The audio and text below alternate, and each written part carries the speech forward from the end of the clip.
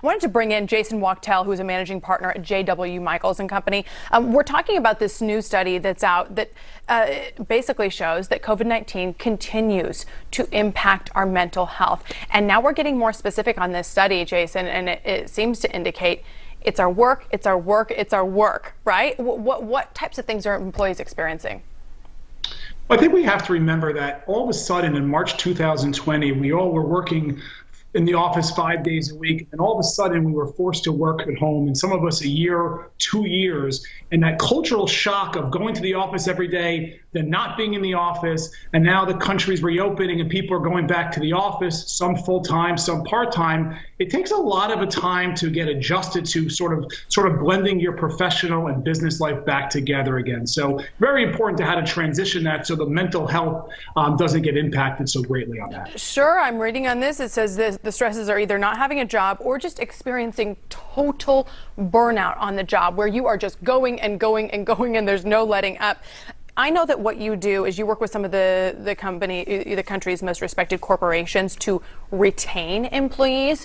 For a boss who's like, hey, I've got a great team here, but I'm worried they are in this burnout mode, what's top priority for them? What should they do?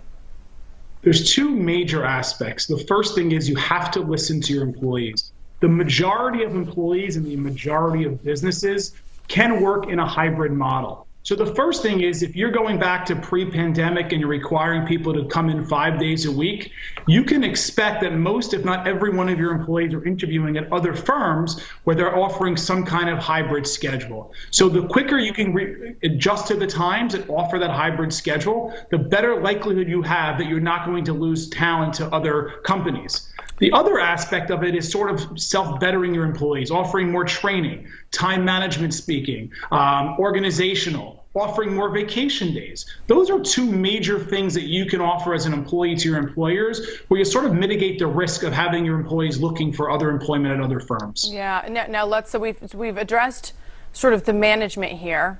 What about for the employees? The people who say, I'm in this burnout mode. I don't want to leave my job entirely, but I'm struggling here. What's your best advice for people to really make it work? Well, there's never a better time for an employee to speak up for themselves to their employer. So the first thing that an employee should be doing right now is sort of setting those boundaries with their employer. So for example, if your boss or manager is emailing you at 9 or 10 o'clock in the evening and expecting you to respond right away, this is your time to sort of reset expectations and say, listen, I'm working very early in the morning, I'm working in the evening, but when I'm home, I'm with my family, I'm with whomever it is. I'm not going to respond to emails at 9 or 10 o'clock. I'm going to adjust to that in the morning. On the weekends, unless it is an absolute emergency, I'm going to enjoy my time outdoors, being with my family, or just sleeping late.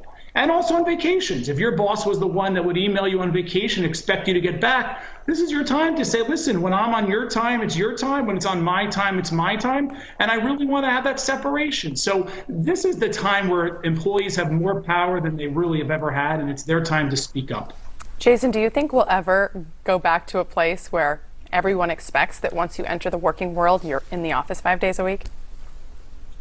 I personally don't see that happening. And I think there's a few reasons why. Generally, if you were in Dallas, you'd be interviewing or working for firms that are just headquartered in Dallas.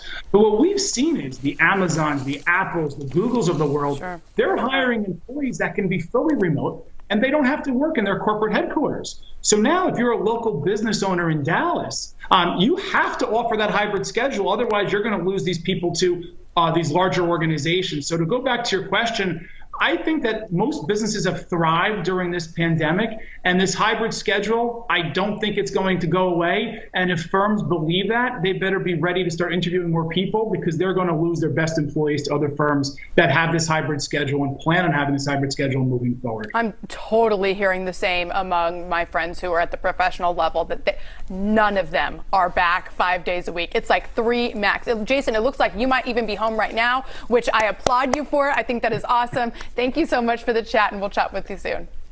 Thank you for having me. Here's his info if you want to catch up, jwmichaels.com, and then on Twitter at the same.